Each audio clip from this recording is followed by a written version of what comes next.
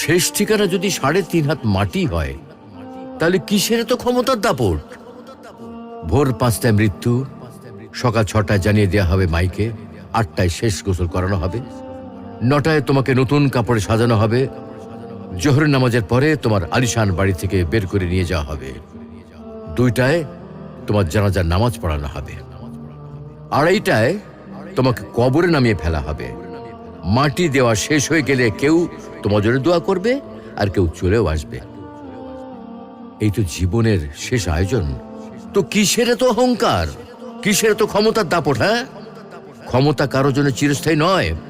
অন্যায়ভাবে কাউকে ঠকালে একদিন ঠিক নিজেকেও ঠকতে হবে, এটাই নিয়ম। হ্যাঁ, এটাই নিয়ম। ভোরের সূর্যোদয়ের আলোতে যে পৃথিবী আলোকিত হয়, সন্ধ্যার সূর্যাস্তে তা আবার হারিয়ে যেত দেখি। অসত্য দিয়ে সত্যকে কখনো ঢেকে রাখা যায় না। প্রকৃতি বড়